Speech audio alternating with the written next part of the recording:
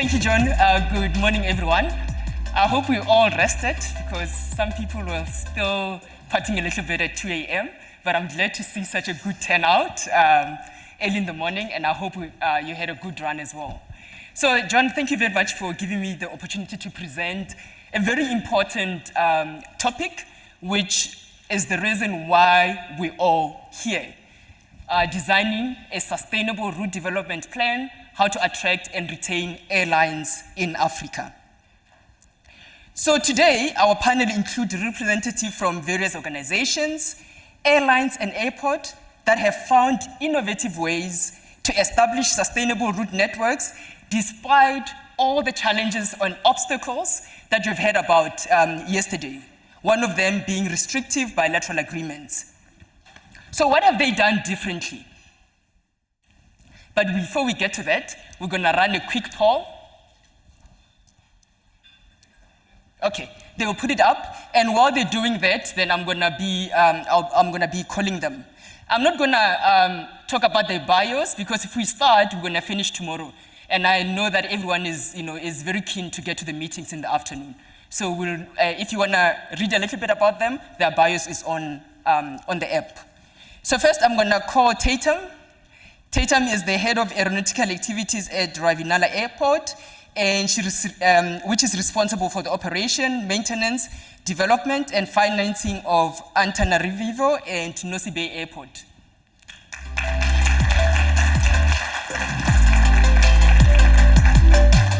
Okay, Tim, you're next.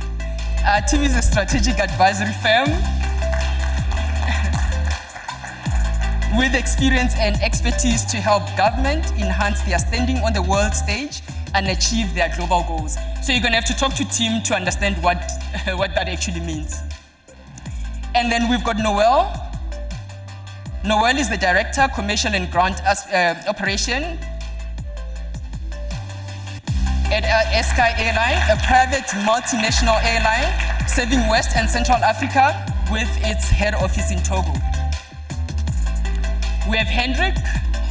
Hendrik is the Vice President Sales Africa, Qatar Airways, which is headquartered in Doha, Qatar.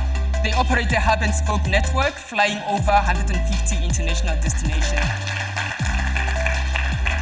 And last, we've got Christine. Christine is the Managing Director of Kilimnajaro Airport Company, a company mandated to manage and operate Kilimnajaro International Airport with a mission of developing modern infrastructure, facilities, and service for aviation stakeholders. Can they bring the poll up? Is it live now? Okay. Awesome. So we're just going to keep that poll up for the first question. Tim, I'm going to start with you. So airport traditionally drive route development, right? Which is also a traditional of airlines. Airports, they plan to attract new services while airlines expand their route network and allocated resources for better opportunities. So I want us to look at the poll and to see who's in the audience, right? So we've got, others, we've got 86% airlines, airport. We have 0% regulator, it's still coming. Maybe yesterday we would have had some number there on the ministries responsible for aviation, right? So your company also did a survey and at a recent Air Route conference, and you find that while more than 360 airports were present, only 70 destinations, mostly tourism authorities, were in attendance. So it seems to be a trend, like at the conferences, that you'll get more airports and airlines. So I want to ask you, do we have everyone we need in the room for effective route development? I think the future of route development is collaborative. It's about involving more of the parties that you're right are not in the room enough. And maybe let me just reflect on my personal realization around that. I come from Cape Town.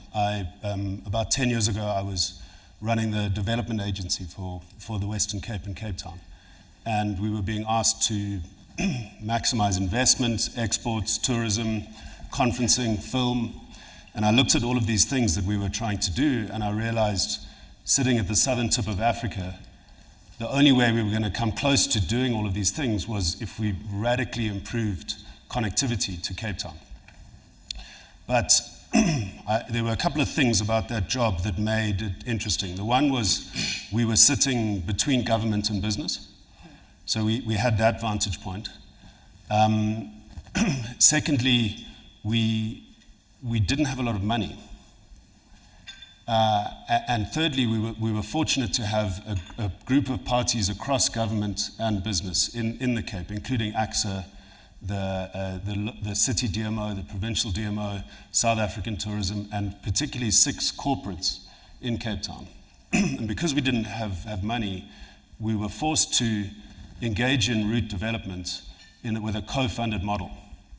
And once all of those parties, business, government, chipped into a pot, we were able to start doing effective route development in partnership with the airport, but not led necessarily by the airport, led by the destination broadly defined.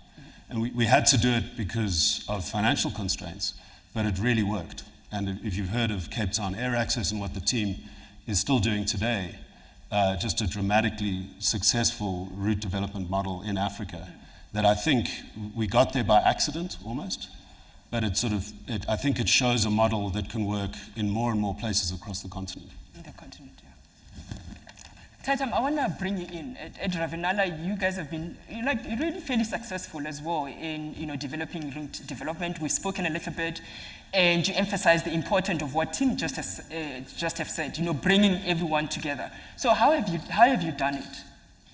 So Madagascar is a very, let's say, particular destination because, first of all, route development, we've been the first to do that at an airport in Madagascar. So we started to do that. We had the first approaches to approach airlines, have our meetings, build business cases, and that's what it is. After we started to realize that as a very high tourism destination, we needed to be more involved with tourism industry. And the thing is that the first, let's say, challenge is that we are the only private company in the industry. All of the other entities are government-owned or government-managed. So that was quite a challenge because we had to show them that opportunities are there and there is another way to do. So what we performed to do is to engage the government company and all the stakeholders at the beginning of the project. So we brought them the opportunities, we are showing them the new markets emerging, we are doing and showing the data analysis, and at that time, they realized that yes, we can do something together. We are building now common strategy to attract new airlines, new markets. We are going together with the same conferences so that when we are approaching the airline, they have an overview of the destination in this holistic approach. Mm-hmm. And then now it's more fluid when we are coming with new opportunities and say, hey, this airline is coming to Madagascar. What do you say? Do you know that we have these projects ongoing? And at that time, we don't have any facing challenge to make them say yes, and to bring them to our project. So you proactively engage that last layer, the political layer. Exactly. We engage them, and they feel engaged and involved also. So they don't feel at all that we are just a private company who wants to make profits and have profitability. They see also that we want to engage them to build and grow the economic industry. Yeah. So you've been talking. You've been having, meetings with, because this is quite interesting, right? And I spoke to you earlier on. You've been having meetings with Hendrik, right? Yeah. And obviously you're trying to convince Qatar Airlines to fly to you, to the airport. Have you been able to convince him? I've been convinced. Actually, how do you do that? We start always with data. I think that data gives credibility. That is something that we've been talking about with Hendrik just earlier, to say that we give a very holistic approach of the data. So we bring not only the potential of the destination and the traffic, but we will also give some data for stimulation beyond the markets. We see data about tourism profile, accommodation, very, very high details about the destination, not only about the traffic. So at that point, I think that we be able to move forward. But the thing is that even if you're doing everything right, you need also the government to be involved. I'm talking notably about the bilaterals. Yeah. So bilaterals are still something that we still need to work on. I don't know if Hendrik want to add something about that. Do you want to add, when you were having a conversation, I think which is quite important as well, as an airport or as an entity that's developing a route, did she say all the right things? And if she did, are you going to fly to Madagascar? Sure. Let me have a sip of water first. No, I must say that the discussions that we've had has been very good over the last 2 years. Excuse me. I think what happened during COVID, a lot of opportunities arose that we didn't see before. Specifically, if you take Madagascar, we never thought of flying there before, and then we ended up doing some charter flights during that period. And it's that stage where we started engaging. And I'll give a good compliment. I think the package you guys did put together is very comprehensive, and it covers off a lot of the aspects that Tim touched on earlier as well. It's not just the traditional data that you get. Everybody can see the data, the MIDT, the DDS data, it's all the same that everybody looks at. But the actuality of what's happening on the ground, and how do you bridge that? And I think that's one of the key areas. So we're consistently in discussions, and we're sharing ideas. Is there an opportunity to maybe start via another destination? Is there a tag beyond that we can start it off with? And the guys were really good with that as well, to say, why don't you use this station that you currently have open and tag it onto Madagascar? So it's, I think, a collaborative relationship like that. You can say, okay, how do we develop this? It might not happen in the next 6 months or 12 months, but over the next 12 to 24 months, we can mutually build something that's going to make it a long-term sustainable thing. And I think that's been really good, the information that we got from that side. But it would have been easier, right, if the people that were responsible for those bilaterals, or perhaps if SATAM was in place, you would... definitely. There's always the challenges that's at another level, and really when you get the support from a company like Ravinala, where they're offering the support and say, but we've got a voice to talk to government, and even if it's just bridging that gap, to help the airline and the governments to have that discussion, that really helps. Okay. So we'll ask you the same question next year, right? Yes. Okay, so hopefully you'll be flying there. Nowel, when we had a discussion, we spoke about the fact that a lot of airports are government-owned, and that poses a huge challenge as well in terms of route development. So as an airline, how do you come around that? Yes, thank you very much. Morning. So the approach in Africa is generally different from the rest of the world. The rest of the world, you have airports that are privately owned, and so they manage the airports as a business, like you can run an airline or any other business. But most of the airports in Africa are state-owned airports, so they form a kind of monopoly to the business, and in some of the airports, they actually have the responsibility to oversee all activities. In some countries, they are in charge of handling, running the airport, even the ATCs and all of that. So from an operator point of view, when you approach this airport, it's like you don't have a choice. If you want to fly to the destination, you don't have a choice but to get what they are giving you and to start negotiating from a point where you're from a weaker point. So this is something that makes route development really very, very challenging in some of the African routes and some of the African airports. Christine, you're from a state-owned airport. Yes. So do you agree with that you guys actually make it difficult for airline to fly? Well, it's a challenge. It's a challenge in a way that, you're working with the politicians at times, so they need to understand why you're doing what you're doing. When you're talking about attracting airlines, there's a lot of things that needs to be done. For example, from the Kilimnajaro, I'll give you from the Kilimnajaro perspective. When we started the route development, we started in 2010, and the first thing we did is by engaging a consultant to work together with us in developing what is so-called the Air Service Development Strategy to establish the the market demand for Kilimnajaro. So we had to look at the data and analyze it in detail, combining with MIDT to establish the key markets for Kilimnajaro. And that way we were able now to develop what is so-called presentation to pitch now the airlines, which we had for the immediate, medium term, and long term. And to do that, we had also to engage the stakeholders, the tourism board, the tour operators. They all had to come in so that we can be one and we can go together and pitch these airlines. And we've been attending the routes meeting at that particular point in time. We had Routes Africa and the World Routes, which were the key areas of marketing our airport. And also we had headquarter meetings and several airlines. And the good news is when we started at 2010, 2012, we had 3 new airlines, which was Kenya Airways and Qatar Airways and Turkish Airlines. They all came in 1 year. So this was a very big achievement for the SAD that we had developed. But that did not end up there. So we continued with the effort of marketing Kilimnajaro Airport. And in 2013, in 14 and 15, actually Kilimnajaro Airport was awarded Roots Airport Marketing Award and a 4 million passenger airport for the 3 consecutive years. And in 2013, actually, we were a highly commended airport at the World Routes in Las Vegas. So these are some of the achievements that I can talk on the SAD that we did develop. But again, in 2011 and 2012, just in the midst of the pandemic, we welcomed Airways that came in October. And then Airwings that joined us in June last year. So we have seen the achievement of the SAD, but however, there have been challenges.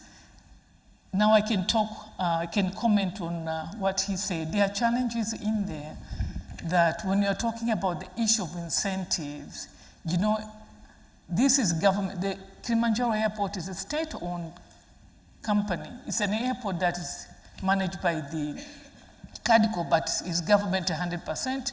When you're talking about the incentive, there's so much bureaucracy, there's so much process that you have to go through because this is the revenue for the government. So you need to educate these people on why we are doing what we are doing, but not only CADICO, but also the stakeholders. Because you can, the airport operators, they can agree with me, when it comes to incentives, you find the airport operator is the only one that will be responsible for that. The tourism board, the other stakeholders, they are not putting their hands, they are not giving in into that. You find the airport operators are the ones out to give the discount on the landing and the passenger service charges and things like that. So it has been our role to educate the ministry and the government why we have to do it. Now we had to do what is so-called a cost-benefit analysis to give them a bigger picture on what we are losing now, but what we are getting in the longer term, including the employment and the economic activity stimulation that is going to be happening in our region, considering the fact that airports are economic engine. So those are some of the challenges, but again, there are some challenges in terms of the technical expertise. You know, pitching an airline from the airport perspective, there are some issues that needs to be addressed. And the airport in Africa, they can agree with me that you need to have the research done department. You need to have a designated department, people with technical know-how on how to actually come up with this data accurately and interpret what that means. And that is where the problem is. We don't have that technical know-how, so we are dependent on other sources. And this has been a major drawback. So we are going for this airline meeting, you find out you don't understand some of the issues. You can't be able to respond accordingly to the airline's demands or questions that are coming forth. That's number one. Number two, I've spoken about the issue of incentive, that's number two. But again, there are some challenges on, what can I say? I think those are the two issues that I can speak on in terms of the challenges. I want you to hold on to that because I'm gonna come back to that. But I want to just bring Tatum in, especially with the incentive, which is quite important, right? Because that's how you get airlines to come. But they've developed quite an interesting incentive system, and perhaps you can maybe chat a little bit about it and see if there's something that we can leverage from what they have done. And then the other challenge that you have just mentioned, we'll come back to it because I want Tim to as well come in onto that one. The incentive challenge, the incentive program that you came up with, it's quite, in terms of, can you tell us more, a little bit more about that? Or even, so we can see if, we can help each other as well. Okay, so actually the incentive program was also the first that we've been releasing in Madagascar as a first step. So we had also that challenge to educate people on how we need to have an incentive for the country, for example. But at the time that it was not the case, we had to start it. And as a private company, we had the chance to have the approval from our board, which was quite a challenge as well. To say that it's very helpful because we have to remind that airlines are the investors. They are investing in the country for minimum 2 years. So we need to help them to install and to support the investment that they are doing. That's why we build up the incentive program. So it's basically financial incentives based on discounts per departing passengers. So to make that very equitable, we have groups depending on the region where the airline is based in, and we are giving 3 years of supports on financial discounts. In addition, we are also put in place some bonuses where when the airlines is using some money to market the destination, we'll give bonuses. And a cumulative one as well is that we give additional discounts when the airlines is using a new generation of aircrafts in order to help on the protection of the environment. So the incentive program was the first step, but we managed to involve always the government and to say, this is the incentive program, how can we make it work? It's gonna help us to have new and attract new airlines. And fortunately, we got very, very good feedback about that.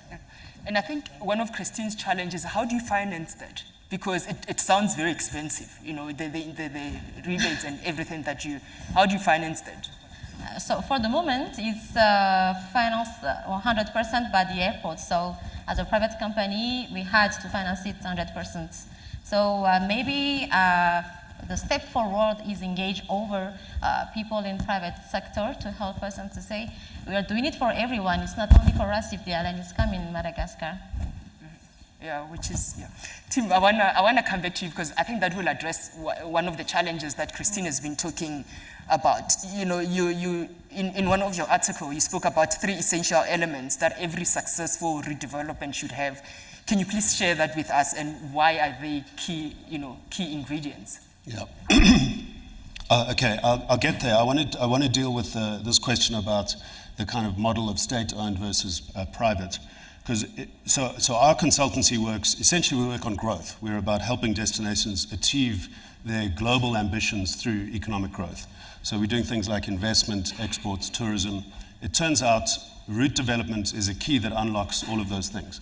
And we've done this with airports that are private, airports that are state-owned. We've done it with fiscus funding. We've done it with airport funding, with DFI funding. You can make this work with any of those models, the full range of ownership and funding models, as long as the destination sees route development as something that's much more than just about airport revenue, as a tool for development, right? And this is not, from the South African perspective, it's not just a Cape Town story. Durban is doing something similar with Durban Direct, Gauteng Air Access as well. And in fact, in more and more places, and you're hearing it much wider on the continent, this is becoming the new normal. And I think it's important for Africa because of the point that you made to open the panel. We're talking to ourselves here, right, as Africa. But when we get out into the global market, are we punching at our weight? I don't think we are. We're not marketing ourselves effectively. We're being out-competed by Europeans, the Americans, the Asians. And we have an opportunity as Africa, similar to the way we never did fixed line telephony so we could accelerate into cellular and mobile. And Kenya is obviously a brilliant example of that kind of leapfrog effect. We now need to do that with route development. But as you say, those three principles will need to come to the fore. The first one is you have to see route development as a developmental model that's relevant to your economic leadership, exactly the example you were talking about, Christine, where it's about much more than just the airport. Your economic leaders are worrying as much about their connectivity as they are about infrastructure and skills and all of these things that they normally worry about. But that's a big mindset change to convince the leaders that aren't in the room here today that this stuff matters for their development. Number two, the problem with coalitions and collaboration, it's a great sounding word, but it can get very messy because now you've got a bunch of different interests in the room, and that can be confusing for carriers, right? Are you meant to be talking to government or the airport or industry or, who's the voice? So the second lesson is that you need a kind of tight leadership structure and a single point of contact. Somebody who can say, I represent the destination and I'm the access point, the one-stop shop for all of these partners and their contributions. That's critical. You can't have a messy collaboration because the airlines will lose patience with that lack of clarity. And then thirdly, it is about the business cases. You have to have the data. You have to achieve a certain level of data. But in the end, like Hendrik said, you're telling a story beyond the data. You're telling a story about the growth in your destination. And we're all going to Namibia next year for Aviadev, and Namibia is telling it brilliantly. They're seeing aviation as a tool for development, not just about revenue for NAC, because Namibia's got a strong tourist case, but essentially aviation will unlock exports. It will unlock the oil and gas and green hydrogen finds in the south. It will unlock MICE for Namibia. They're seeing aviation as a tool for their development, and that's the story that the Namibians are telling the world. It's not about the airport, it's about the country's growth. And that's the third lesson. If you get that right, and our opportunity as Africa is to get that model right and take it to the world in a much more proactive and frankly aggressive way.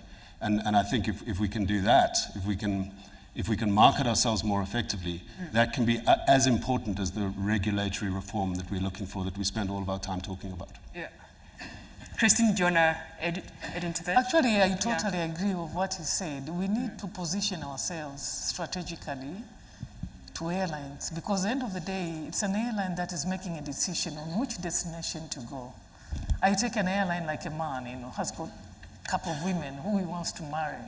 So he has to pick all the qualities that he thinks is going to benefit in that airport in terms of revenue, in terms of the service rendered, in terms of infrastructure, so many other things that they're looking at. So we as an airport operators, we have to be able to look beyond the normal way of looking at things so that we can be able at the end of the day to attract these airlines.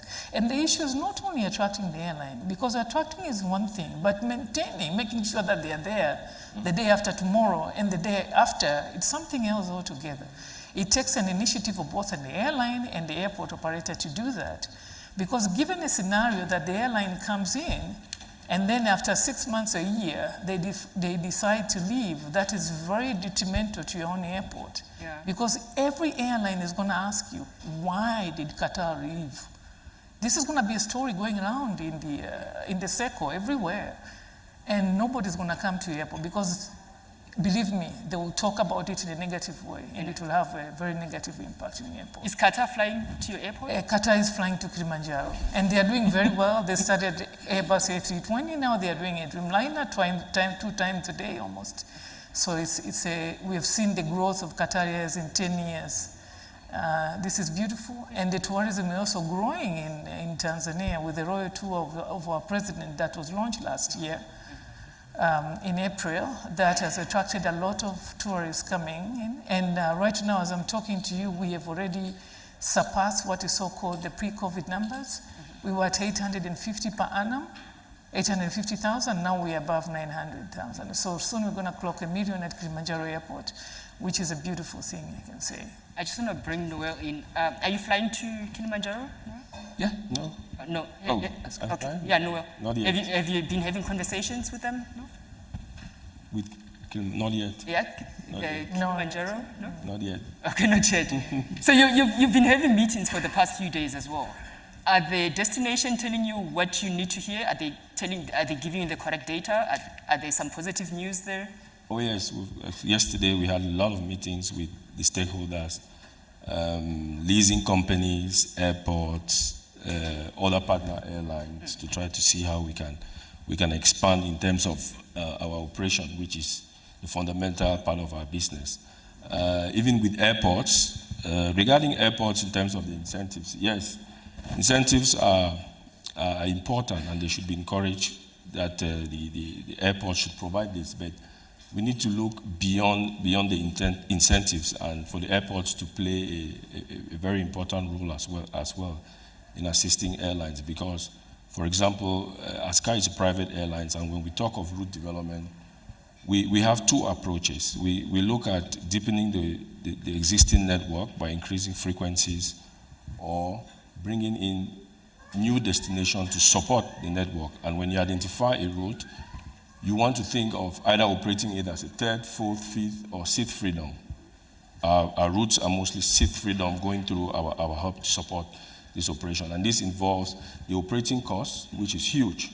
So on the one hand, you could have these incentives, but your operating costs from the airport in terms of fuel, in terms of taxes, charges, and fees, which on an average in the region, Central and West Africa, we have over more than 40 different taxes and fees emanating from these airports. Security tax, infrastructure tax, development tax, tourism tax, and so on. So this is a point where the airports really need to look into this in terms of the costings to encourage operations and look more in terms of volume. Because when the charges remain high, it limits the number of airlines coming into your airport, and the few airlines that come into your airport are overtaxed and overcharged, and so we are not focused on volume. So we've got Kilimnajaro and Ravinala. Are you going to look at the charges now? Obviously. I think that the interesting thing that has came out today is that partnership is very important with the airlines. Yeah. So we are an asset manager. We provide infrastructures, basically. That's our job. But I think that more after the pandemic, we have to do more. We have to engage more and invest more to the quality of the relationship that you have with the airlines. How we do that? First of all, we have to have the operational efficiency, so provide a really good level of services to the airlines. Maybe they are struggling, the existing airlines are the customers, so maybe they're struggling with the government, maybe there's some lobby to do, and that is something that we've been able to manage during the last years, because it makes relationships sustainable, it makes the airline grow and stay in the destination. And we've seen very good example of that with Airways, for example, that we've been handling a few years now. And it's a very good relationship that we can rely on. They know that they can rely on us, because if there are some issues that they are dealing with, we are here to support. So operational, lobby, marketing as well. We are not only doing the marketing actions with the existing airlines, we also do it with the new airlines that are coming to Madagascar. Very, let's say, example that we've done since the last week, new airline that were starting to think about Madagascar. So we started engaged discussion last year in July, and we are starting the route this month. And what we've done with them is that we conversed with datas, basically, so very, very deep exercises on the market behaving, the profile of the tourists, the accommodation as well, and the process to come to Madagascar. And then we engage to the marketing actions and the lobby support as well, when they say, okay, we are coming to you, how can you help us? So we are dealing with the government to make them get the right traffic rights.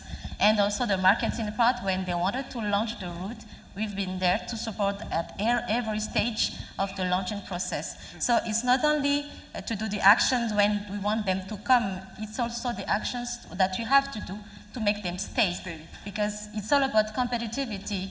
If you're not enough aggressive, the airlines will go somewhere else.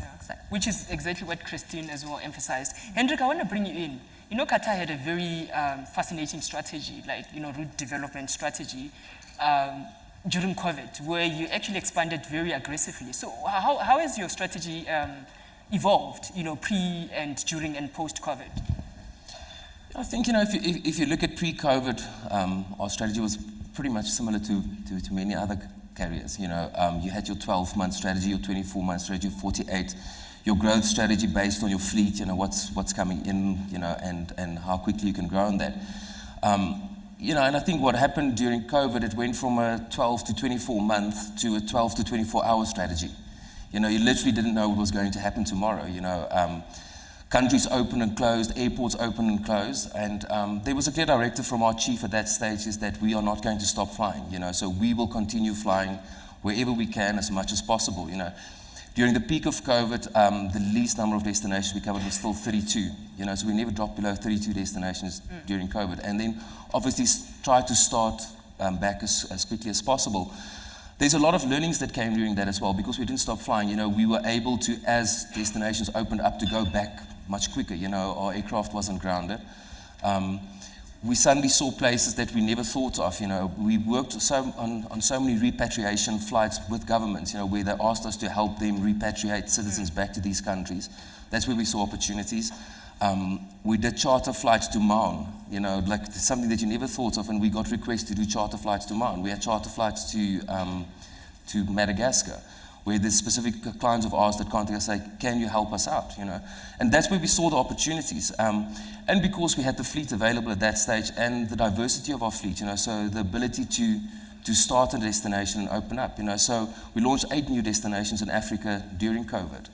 And they've been highly successful for us, And I think the fact that we came in during COVID built credibility in those markets as well, that we were an unknown brand perhaps there before. So it wasn't necessarily at that stage the incentives as much that drove it. It was the demand, the necessity, the request from governments for help that gave us that ability to go in. So we really saw that as a great opportunity, the agility during that period to switch things on. I'll give another example. For instance, pre-COVID, we had 1 daily flight into Lagos, and we restarted our Lagos flights. And I was sitting in with our corporate planning team the one day. I said, guys, we're going to Lagos, the flights are doing fairly well, but we've got a 6-hour ground time. What can we do? I said, well, if I can think in the region, we've got Accra that is just, about an hour away, and we've got Abuja, so is there an opportunity to look at those? They came back with the numbers 2 hours later and said, yeah, there's an opportunity, can we load the flights for next week? I said, no, just give us a little bit of time. Yeah. Can we get 2 weeks and we can get it? 2 weeks later, we were in Accra. Yeah. But, there was a lot of discussions that happened pre-COVID with the Ghana government, and for us to go in there. And it was postponed a couple of times, but the opportunity came in, and we launched that route immediately. So I think it's that agility that we learned during COVID, the fact that we had such a diverse fleet that we could, upscale and downscale as we needed. Obviously, like everybody would know, cargo also played a significant role, so cargo supported us significantly during that period, to support on the passenger side. And I think that is something that's sometimes overlooked as well from a route development perspective, is what is the impact that cargo could potentially, add to the route. That's something that we immediately started evaluating and says, if cargo can cover your DOC, all passengers that we're uplifting from that point is, it's just on top of the bottom line, So it was a different way of looking at it, Now, obviously, after COVID, I think things are going back to business, We are trying to re-establish routes that we might not have relaunched, So we are expanding a lot again. So from a new route perspective as well, I think we're going back to more of a longer-term strategy, a longer-term planning. However, it doesn't preclude if there's an opportunity, that arises that I can go back to the guys. There's really an opportunity for here. There's an underserved market, or we perhaps already working with partners in areas and say, guys, with our partnership that we had, we can support a new destination like this, And I think that's the strategy. I think one thing that's very important as well is traditionally a lot of route planning is done from a corporate planning perspective. Yeah. It doesn't always internally involve the commercial side of the business, the commercial sales teams. And I think that's something that's very important to look at as well, I was talking to some people over the last 2 days as well. There's a lot of information on the ground that does not reflect in the numbers. So you get the airport numbers, and everybody can get DDS data, they can look at MIDT data, and it's there. But does it really reflect what's happening on the ground? There's not all that data in there. And if you've got someone on the ground that give you that first-hand experience or that first-hand information, it builds a much bigger story. And how you tell that story And going back to what Tim said, it's that horizontal integration then from all the stakeholders. It's the business community, the chambers of commerce, all of those that add on to the big pot to make it sustainable in the long run. Which is the theme that has been, on this panel as well, the importance of collaboration. But you brought two very key things as well, the importance of cargo. Because we always think about route development in terms of passengers.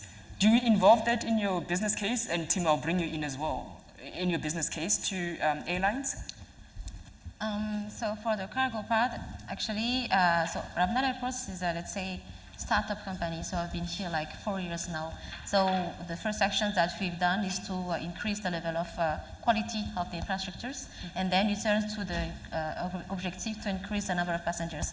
Now we have a new project actually related to the cargo part, so we've managed to have the project to build the new cargo infrastructures in order to increase the volume and tons, because Madagascar is a huge country. It's 27 millions of people. So in terms of investment and exports and products to export, it's a very huge potential. That's the thing that we realize, and we include always a cargo part in our business case to show to the airline that there is a potential, and it's also an add value to the traffic, the passenger traffic. And this can be also, most of the airlines in Tenerife, for example, have only cargo flights due to the fact that the potential is there. And it's not still enough because we don't have enough players. You were completely aware about that, and that's why we have that project to extend our cargo activities. Now from the airline parts, I think that it's add value to have those data as well about our cargo. So in terms of, let's say, products, and in terms of forecasts for the next years, it can also bring value to the business case that we are presenting. Christine, do you guys have data with for cargo as well? Yes, we do have the data for cargo. As Kilimnajaro is very popular for horticulture. We have flowers there, we have fruits, we have vegetables, and now we have also started exporting meat the last 2 years, which are going to the Middle East. So we are sharing the data with the airlines, and our majority of international airlines that flies to Kili, they do a wide body. It's a combi aircraft that takes both cargo and passenger. So that has been very beneficial to the airlines that are flying to our destination. And I'm seeing a different move now as the volumes are increasing. Certain airlines now are thinking of even deploying a freighter soon. So I don't want to talk about it now, but I'm beginning to see those initiatives after looking at the volumes and the potential for the export out of Kilimnajaro Airport. I want to come back to data, right? Because there's certain level of data that we give. Is that data enough? Is it the right data, team, that traditionally is given to the airlines? Yeah, as I said, you need to have a minimum understanding of what the actual data is saying today. I don't think you can make a business case without that. It's like the sort of table stakes. But then beyond that, you have to tell that story about growth I was talking about. On this point, I don't think we've helped a destination or an airport where we're not talking a lot about cargo, where we're not talking particularly about the front of the plane. So you need to have a diversified story beyond tourism. So tourism is almost always the base case, but you have to go beyond that. What is interesting is the number of places that we're working with where the front of the plane is actually about tourism. It's about wealthy global travelers who have a bucket list itinerary in Africa, and they're willing to throw a huge amount of money at doing that. The one interesting thing that we found this year is it speaks to the size of the prize for getting this model right in Africa. Is this just about Addis, Nairobi, Joburg, and Lome? I don't think so. Partly because of that tourism story, but we looked at the Q1 data this year, and we looked at the top 10 biggest African markets by arrivals, and 8 of the top 10, the second cities, were growing faster than the capital, than the hubs. And I think that tells a lot of interesting stories. The one is about tourism. I think tourism has obviously come back stronger and faster. Business travel is obviously it's a little bit up in the air a lot of the time. But it also, I think, tells a story about consumer preference for flying point-to-point, technology being able to support those point-to-point routes. And I think it shows that the story is about much more than just the hubs. The room could be full of many more airports who are now able to market themselves effectively on the global stage, when perhaps a few years ago people were only interested in talking to the hub. Okay, quite interesting. Okay, cool. So Tim, I'm going to stay with you just for a second as well. How do we bring everyone that need to be in the room? Yeah, I mean, can we get an update on the yeah, can we get an update on the insights? polls and just check? Because I was looking around the room and saying one of the things we need to do, John, and the team, is kind of look at who's coming to AviaDev. Like who, yeah, it'd be interesting to unpack the other. Like what's everyone up to? Because what we need, I think, is more kind of economic leaders. I think you want a situation where it's not just, you know, you always have the minister opening proceedings and then they kind of leave it to the airports and the airlines to get down to business. I think we need to measure the success of this trajectory that we're talking about, that we all seem to agree on, by who's in the room at these conferences. Are your economic leaders here saying, actually, my destination is only going to achieve its objectives if I successfully do, let's say, collaborative route development? So this becomes an important slide, which I think is an opportunity for AviaDev, but more importantly, it's an opportunity for the continent to take this conversation well beyond airports and airlines, and as I said, connectivity as a tool for development. So I'm going to pose the same question to everybody else. So how do we bring everybody in the room? Tatum, you've engaged with the key stakeholders that are not necessarily here. And you mentioned one of the challenge was the buses between you and Qatar. So how do we bring them in the room? As I said previously, the first thing is to engage the government and other entity at the first stage of the project. So it means that, for example, for us, as I said earlier, what we used to do is to present our route development strategy to the office, tourism board, Ministry of Transport, Ministry of Tourism. So every year we're presenting them where we're going to go. At that time, they can say, okay, this one is okay, this one not okay. Maybe you have challenges because we always also have national carrier, and it's quite emotional because we have to protect the national carrier. You cannot bring all the alliance that we want because government is there to limit, let's say, the things to when you want to grow. So that's also a challenge, but can be an opportunity as well. So to bring them together, another thing about the data as well, that's where the data is working and gives credibility, because when you show numbers, the numbers is speaking on themselves. At that time, we engage them and say, these are the opportunities, what we are going to do this year, what you guys want to do this year. And we exchange about how we can collaborate at that time. And every stage we are going through, we engage them. I think that is all about building a relationship, a strong and close relationship with government, especially when you are a private company. It's very helpful. Yeah.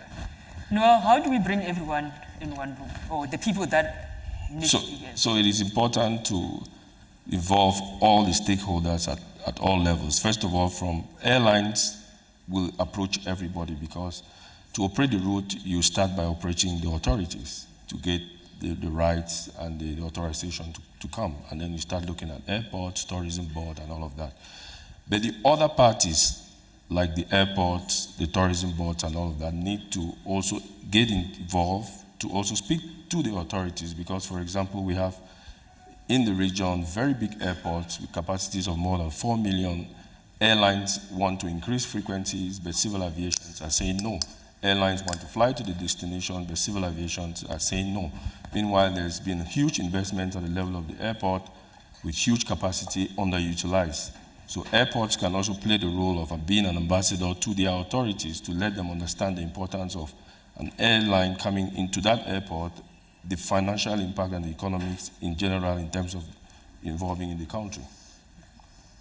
Do you want to chip in, Henry?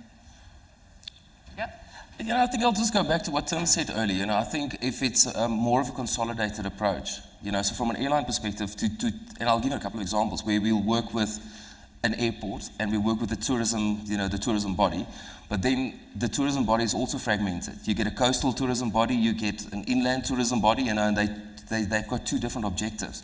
So this one's trying to promote one part of the country, the other one's trying to promote the other, and they're not talking to each other, so it's like two hands in the dark. So if you work with, and I think this is what Cape Town Access probably did really well in that sense, is they brought all the stakeholders together and talk as one voice. It's like, what are we trying to achieve? How do we try and grow air access? So when you talk to an airline, all the stakeholders are already involved in there. So it's a collaborative, integrated plan. So if you're talking marketing, if you're talking incentives, it's not the one is not knowing what the other one is doing. So I think that approach is really the only way to do it. Thanks. You want to add? Yes, I can add. I think to get the stakeholders on board, they need to understand why is it important for them to be part and parcel of the process. Why? And if possible, quantifying numbers, because, for example, in Kilimnajaro, when a new airline comes, I'll get the passenger service charges, landing, parking, and so forth. But if you look at this passenger, where are they heading to? If you look at catchment area, these are tourists. They are going to the national parks. So if you're looking at the numbers, you're looking at the park fees, tour operators, driving, transportation, you're looking at the hoteliers. Who are the main beneficiary when we're having a new airline? And you'd find for Kili, I was able to notice that the number one beneficiary were the parks. They are the ones who are benefiting the most when the new airline comes, because then it stimulates the market. New tourists, new passengers are coming on board. So they needed to understand that so that they can feel now, oh my God, it's very important for us to be there, for the reason being that we're actually taking part or majority share of this cake in terms of finances. And I saw that during the COVID. COVID had its own ups and downs. As you know, the biggest casualties were the airport, were the aviation sector and the tourism during the COVID. So what had happened for us, when there was no airline landing in Kili at that time, no passenger, no nothing, these two operators, they were calling me, hey, Christine, what's up? Is there anything happening there? I'm like, nothing. Oh my God, then there's nothing here. We might as well go home in the city now, because it all started at the airport. Yeah. They would land here at Kili and they would go to the parks, they would go to the hotel, they would go to the other activities. So eventually they realized, say, hey, what can we do here to make sure that they come back? I think we can partner with the airline, marketing in their own destination to attract these passengers. Yeah. So they started contributing themselves from their own pockets.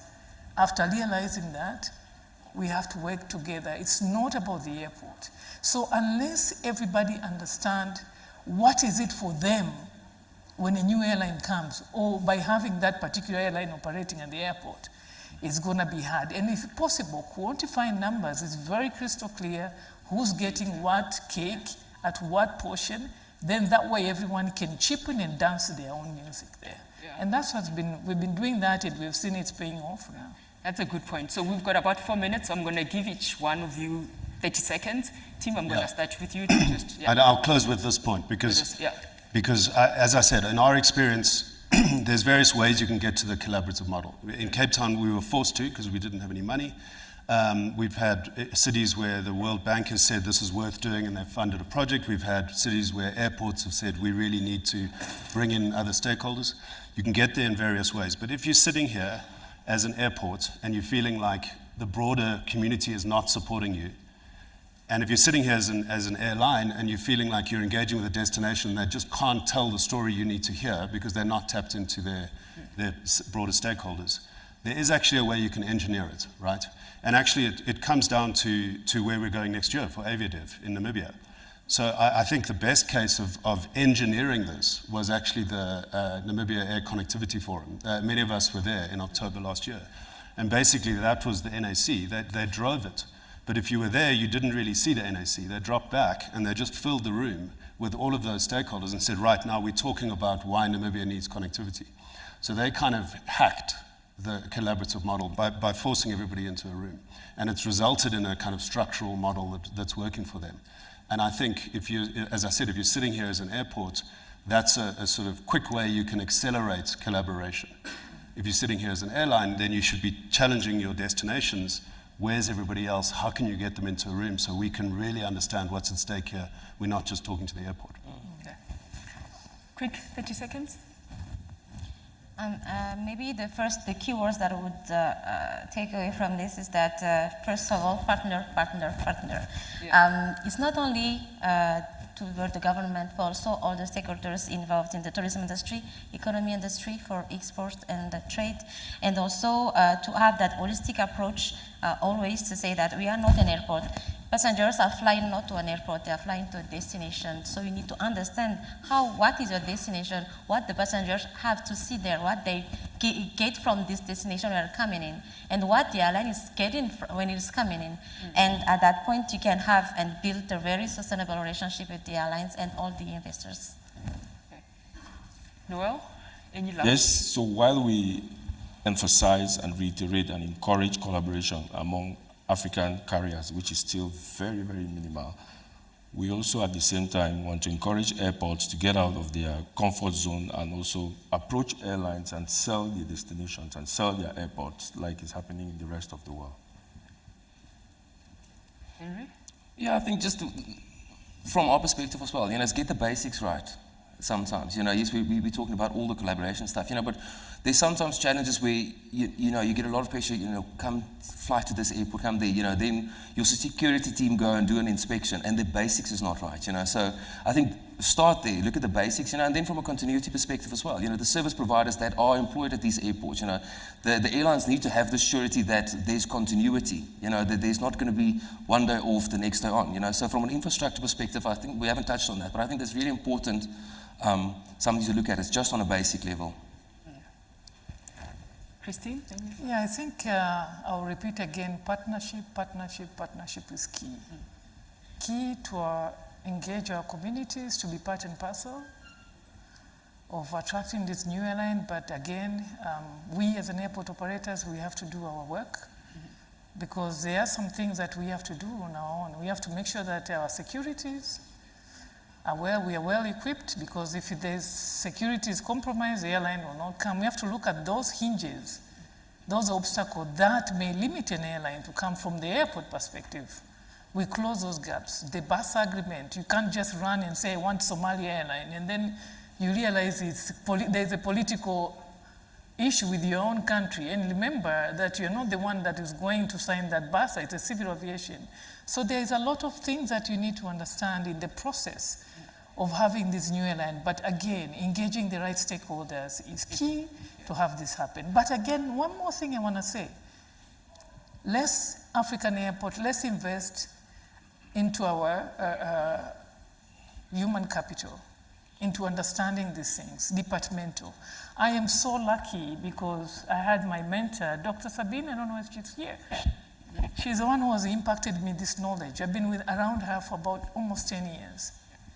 So it's so beautiful today that I'm standing here, I got the guts to actually talk about this.